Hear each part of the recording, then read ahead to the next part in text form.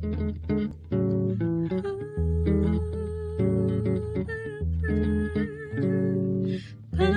me not a gentle Savior, hear my humble cry, while on others thou art calling. Do not pass me by.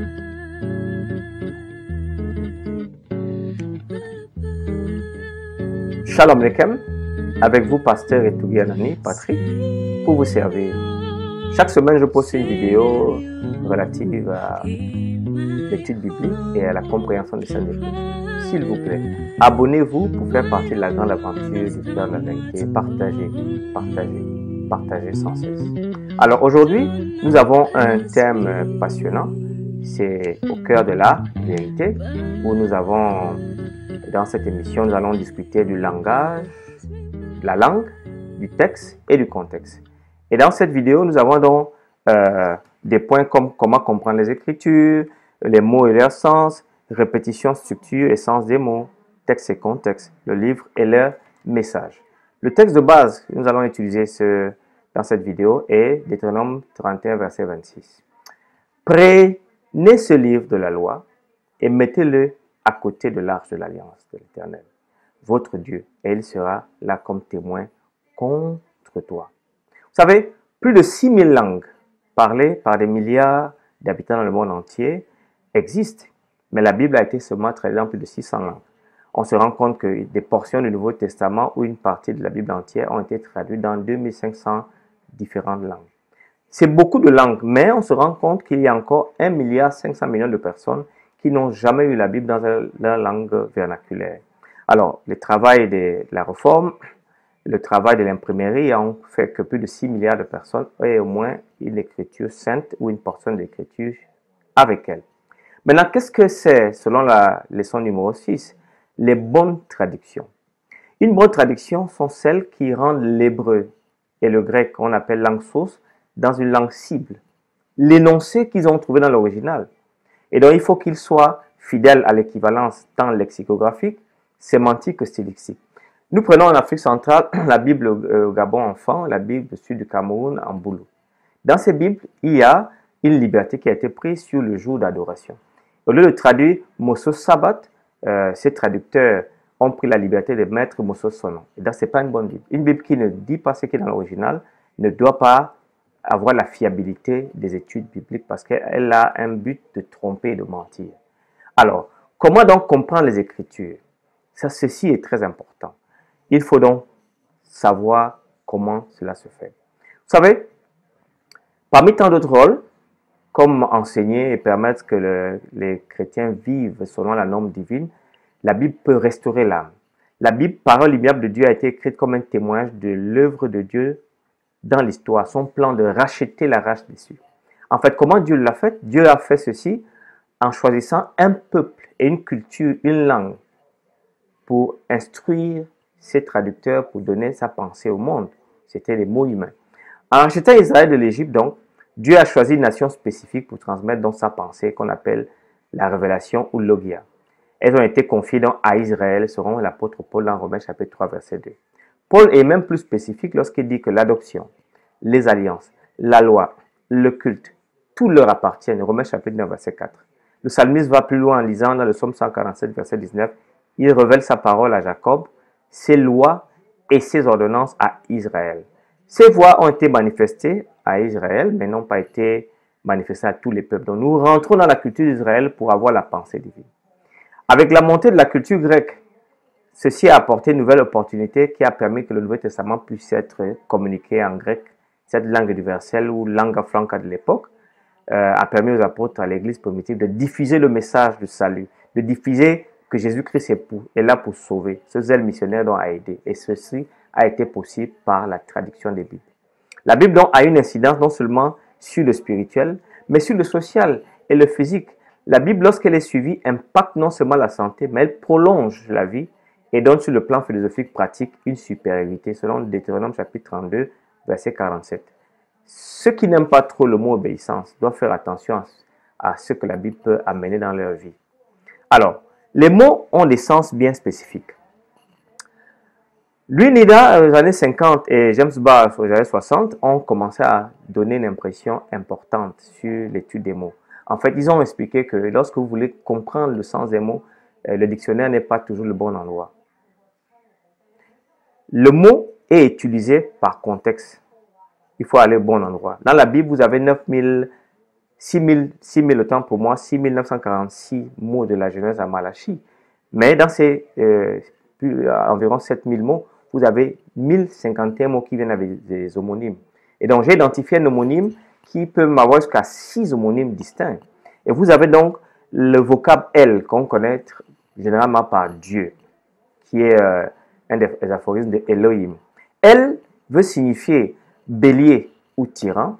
El, le deuxième homonyme, signifie grand arbre.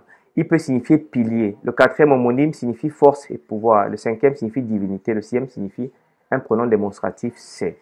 Alors, comment faire sens de ces choses? Prenez par exemple Genèse chapitre 32, verset 15. Vous voyez donc, ici, nous sommes dans un contexte de liste de choses à consommer. Et dans ce sens, ce L donc peut avoir Genèse 32, laissez-moi vous lire ça, Genèse 32, verset 15. 200 chèvres et 20 boucs, 200 brebis et 20 béliers. Vous voyez donc ici, le L là, dans un contexte de liste de choses de la race animale, on peut donc dire que ce L signifie bélier. Le contexte donc vous indique quel sang. Ici, vous ne pouvez pas mettre Dieu, ça ne va pas marcher. Dans Ézéchiel 40, verset 9, on dit, il mesure le vestibule de la porte. Il avait 8 coudées, ses poteaux en avaient 2. Vous voyez ici, Ézéchiel 49 et verset 37, le L là signifie poteau ou pilier. Donc, c'est ici le contexte qui vous donne le sens d'un terme. On appelle donc homonyme ou homophone deux ou plusieurs mots de prononciation identiques ou de sens différents, qui soient de même orthographe ou non. Vous avez la mer, où vous pouvez aller à la plage. Vous avez la mer qui m'a donné naissance et le maire qui gère une ville. Ouais, vous avez mousse végétale et mousse qui signifie jeune marin. Mais quand les homonymes s'écrivent de la même manière, identique, on dit qu'ils sont homographes. Traditionnellement en français, le terme homonyme regroupe les homophones, mots de la prononciation identique, mais pas nécessairement de la même orthographe. Et les homographes, mots de même orthographe, mais pas nécessairement de prononciation identique.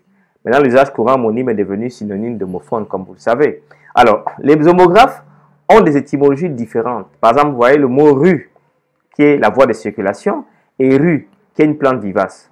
Vous voyez, souvent l'homonyme n'implique pas la polysémie. Donc, vous voyez donc que les mots ont une vie en elles-mêmes. Si l'on dit, par exemple, le terme acte signifie, ce ne serait pas correct. Acte peut signifier un acte de théâtre. Acte peut signifier un acte de loi. Acte peut signifier au sens d'une action.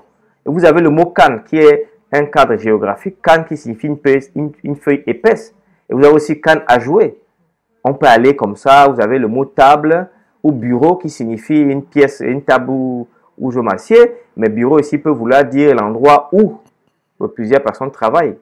Donc, parmi les problèmes rencontrés dans l'analyse sémantique de l'hébreu ancien, il y a donc l'étymologie, le problème de racine, le problème de distinction entre homonyme et polysémie, et la perception du shift de sens. Vous savez, tous les 25 ans, un mot change, un mot évolue vers un autre registre. Donc, le mot, par exemple, Hesed. Le mot hébreu Hesed, qui signifie miséricorde, est l'un des mots les plus riches et les plus profonds dans l'Ancien Testament. Il décrit l'amour, la bienveillance, la miséricorde, la nature, l'alliance de Dieu envers son peuple. On peut voir que dans 1 Roi chapitre 3 verset 6, Dieu dit, il a montré une grande bienveillance chez Hesed à son serviteur David. Il lui a conservé cette grande bienveillance Hesed. Il enverra sa bonté Hesed, sa fidélité Hesed dans Psaume 51 verset 3.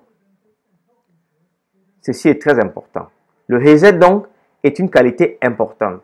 Vous avez encore un mot shalom, qui est un mot important, qui vous signifie paix, qui est un mot qui a une relation dans l'alliance de paix. Mais le sens du mot est beaucoup plus profond et plus large. Il peut aller au-delà. Il peut se traduire comme plénitude, intégralité, santé, bénédiction. Shalom est un don de Dieu. En fait, quand les gens ne sont pas en paix, cela signifie simplement qu'ils n'ont pas l'intégralité de Dieu dans leur cœur. Ouais. Souvent même on peut traduire shalom par tranquillité ou repos. Hein. Quand il vous manque du shalom, vous ne pouvez que faire la guerre aux autres. C'est ça. Quand vous voyez une personne qui n'a pas de, qui crée des problèmes, lorsqu'il vient quelque part, il n'y a que des problèmes, c'est qu'il manque en lui le shalom. Une question intéressante. Il y a aussi des mots comme enthousiasme, par exemple. En français, vous savez, enthousiasme, c'est quelqu'un qui est généralement un peu content. Mais il y a encore 100 ans, enthousiasme voulait dire que posséder un démon. Et dans le grec ancien, voulait dire inspiré de Dieu. Vous voyez donc, le mot amartano. Les gens ont supposé dans l'étymologisme dire que cela signifiait manquer le but, mais ce qui n'est pas totalement probant. En d'autres termes, tous les 25 ans, un mot change de registre. Vous avez le mot anglais nice, que vous connaissez, sympathique, signifiait il y a quelques années, 50-75 ans, signifiait ignorant. Donc, les mots n'ont de sens que lorsqu'ils sont utilisés. Et sinon, vous pouvez faire des erreurs anachroniques. Vous savez, je connais des erreurs où des pasteurs disent le mot dynamisme, puissance. Et ils disent que c'est la dynamite. Or, la dynamite détruit. Or, le dynamisme de la Bible, lui, il guérit tout entier. Plus important encore, il y a la métaphore moderne, ne peut jamais expliquer ce qui est dans la Bible. Vous devez donc faire très attention. Alors, la répétition est sens des mots. Allons-y.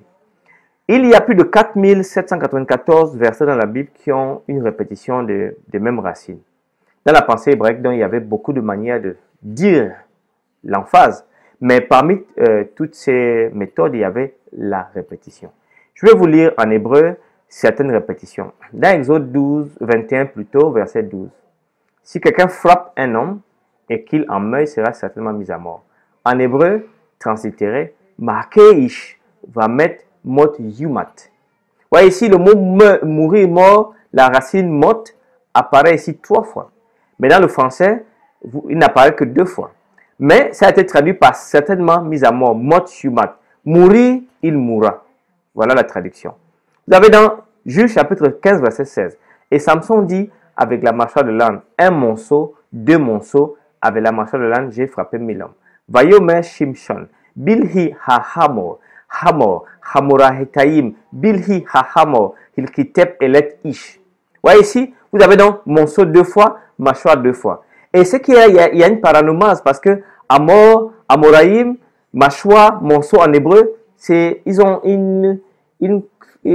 tu vois, une assonance similaire. Donc, c'est poétiquement bien fait. Vous avez Ésaïe chapitre 6, verset 3. Ils criaient l'un à l'autre et disaient Saint, Saint, Saint l'Éternel des armées. Vous voyez, Vayekuraze, Elze, Vayema, Kadosh, Kadosh, Kadosh, Adonai, Shabaot, Melo, Kol, Ares, Kabodo. Vous voyez ici donc, je vois même là une essence de la Trinité. Kadosh, Kadosh, Kadosh, 3 fois. Parce que le prophète contemple la présence divine et il voit 3 présences en une. Et on peut aller plus loin. Jérémie 22, verset 29. Terre, écoute la parole de l'Éternel. Eres, Shimi Deba Adonai. Donc les Hébreux avaient cette manie de pouvoir répéter Amen, Amen, Alléluia, Alléluia. Donc ils avaient ça pour montrer une emphase. Donc quand vous voyez dans la Bible hébraïque une répétition 2, 3, vous devez vous arrêter parce que Dieu a l'intention de vous dire quelque chose. Dans le texte et le contexte maintenant, on appelle contexte ou contexte verbal l'ensemble du texte dans lequel se situe une unité du langage, c'est-à-dire les éléments qui précèdent et qui suivent cette unité, donc son environnement. Les mots dans l'écriture donc se produisent toujours dans un contexte, ils ne sont pas autonomes. Un mot n'a pas d'existence hors de son usage. Il y a ensuite le contexte plus large de l'unité globale dans laquelle le mot est prononcé. Il peut s'agir d'une section des Écritures, d'un chapitre, d'une série de chapitres. La première étape d'une étude sérieuse de la Bible consiste à considérer le contexte plus large dans lequel se trouve un passage. Vous devez lire au moins 2-3 chapitres avant, 2 après, pour avoir un sens de ce que vous voulez comprendre. À moins que nous puissions saisir l'ensemble avant de tenter de disséquer les parties de l'interprétation, on arrive toujours à un échec. Dans l'Écriture, le contexte fournit la situation derrière un texte. En fait, le contexte n'aide pas au sens, mais le contexte éduque, force, implique et impose un sens. 2 domaines doivent être considérés donc au début d'une étude biblique. Le contexte historique et le contexte logique. Dans la première catégorie, nous étudions les matériels d'introduction sur le livre biblique afin de déterminer la situation historique. Qui parle? Comment il dit? À qui il parle? À quelle époque devrait déterminer? Dans la deuxième catégorie, nous utilisons une approche inductive afin de suivre l'évolution de la pensée d'un livre, mot après mot, paragraphe après paragraphe, verset après verset. Alors maintenant, nous allons sur le livre et leur message. La plus grande unité de l'écriture sont les livres eux-mêmes. Les livres bibliques ont été écrits à des fins différentes, dans des contextes différents. Certains ont servi des messages prophétiques, d'autres étaient des compilations telles que les livres des Psaumes. Il y a des livres historiques comme Samuel le roi, Chronique, mais il y a aussi des livres, des lettres à Timothée, à Tite, qui étaient des lettres privées. Dans un sens, la paternité est plus importante pour la recherche historico-critique que pour l'exégèse grammatico-historique. Cependant, cet aspect nous aide encore à situer un livre historiquement. Par exemple, lorsque nous étudions les prophètes mineurs, nous devons savoir quand et à qui Amos ou Zacharie ont exercé leur ministère, afin que nous puissions situer cela dans leur déclaration réelle. La date donc à laquelle une œuvre a été écrite nous donne également un ensemble interprétatif d'outils pour déverrouiller le sens.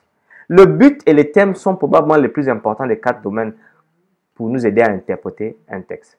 Pour l'Ancien Testament, que les savants modernes disent que c'est une fiction inventée par les peuples juifs, le Nouveau Testament, Jésus notamment a reconnu Moïse comme étant un personnage historique. À la leçon numéro 4 et 3, j'en ai parlé. Donc, voici mes amis, ce que j'ai voulu vous dire aujourd'hui sur langue, texte et contexte. Et j'espère donc que le Seigneur vous a béni avec cette présentation. Nous allons donc prier et demander au Seigneur de nous garder, de nous bénir.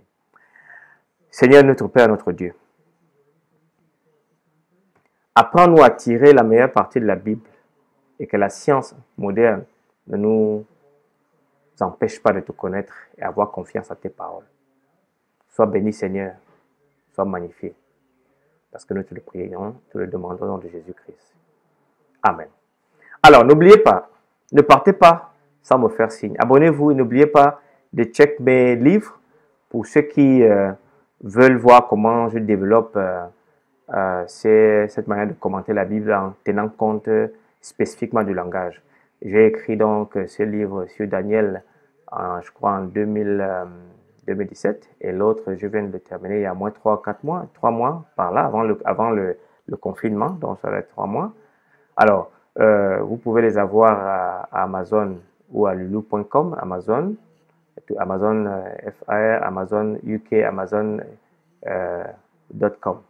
Donc, vous les avez, c'est des études, c'est des livres qui sont minimum, Daniel, c'est 300 pages par là, et l'Apocalypse, c'est dans les 400 pages. Mais c'est des travaux qui sont importants pour tout étudiant de la Bible.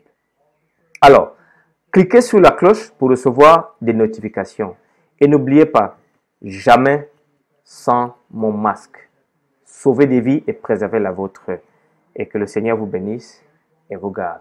Restez connectés pour les prochaines leçons au nom tout-puissant de Jésus-Christ. Amen.